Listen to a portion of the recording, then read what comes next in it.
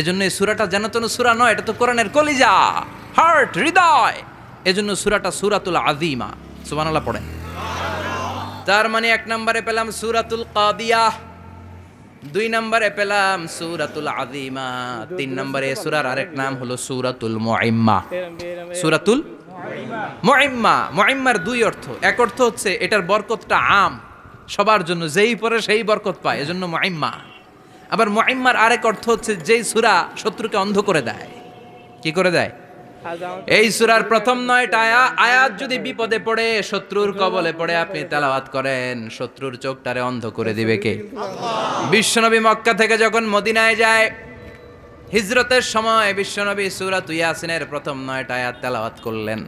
তেলাওয়াত করে আল্লাহর নাম নিয়ে ঘর থেকে বের হলেন। আশেপাশে কাফেররা ঘুরে কিন্তু বিশ্বনবীরে দেখে না, সবাই খেলে এরকম এরকম করে, ডানে বায়ে হাতায় বিশ্বনবীর সামনে দিয়ে যায়, কিন্তু কাফেরদের চোখ অন্ধ করে দিয়েছে কে?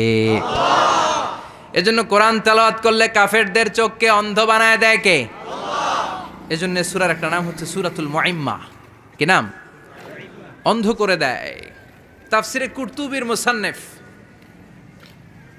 ইমাম আল কুরতুবি, উনাকে জালিম বাদশা বন্দী করেছিল। ওনার তাফসিরে এসেছে উনি শক্তিশালী লোক ছিলেন, জেলখানা ভেঙে বাঁচার জন্য দিছে দৌড়। উনারেও ধরার জন্য জালিম বাদশার সৈনিকেরা ঘোড়া নিয়ে রওনা হয়েছে। উনিও দৌড়ায়, ঘোড়াও পেছন থেকে আসে। ওমিয়া মানুষ কি ঘোড়ার দৌড়ের সাথে পারে? উনি হাঁটতে হাঁটতে হয়রান হয়ে এক বালুর ময়দানে যেয়ে ধপাস করে পড়েছে। ওরাও ঘোড়া দিয়ে এসে নেমেছে, কিন্তু আজীব তামাশা, উনি বালুতে ধপাস করে পড়েই সূরাতুল ইয়াসিনের প্রথম 9 আয়াত তেলাওয়াত করতে শুরু করেছেন। ওরা নিচে নেমে ডানে বায়ে সামনে পিছনে খালি খুঁজে, কিন্তু দেখে না, সামনেই কিন্তু বসা। ওদের চোখটার অন্ধ করে দিছে কে? আল্লাহ। বিশ্বাস হয়? ঈমান হয়? এজন্য বিপদে পড়লে সূরাতুল ইয়াসিনের প্রথম 9 আয়াত পড়তে রাজি আছেন? আল্লাহ তুমি তৌফিক দাও। আর জোরে পড়েন আমিন।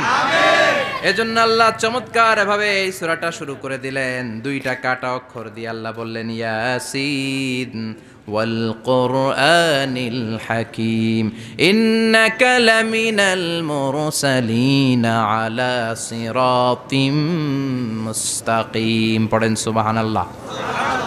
ইয়াসিন। সূরাটা শুরু করলেন কি দিয়ে? এটা কি কোনো বাক্য? এটা কি কোনো শব্দ? এটা কি অক্ষর? 2টা। প্রথম অক্ষরের নাম, দ্বিতীয়টা আওয়াজ করে বলেন, প্রথম অক্ষরটার নাম, দ্বিতীয়টা। খুব চমৎকার না? বাক্য দিয়ে এই সূরাটা শুরু করে নাই। যেমন ইদা জুলজিলাতিল আরদু জিলজালাহা, এই সূরার প্রথম আয়াত, এটা একটা বাক্য না? আচ্ছা। ওয়াদ-দুহা ওয়াল-লাইলি ইযা সাজা, বাক্য না? কিন্তু ইয়াসিন, এটা কি কোনো বাক্য?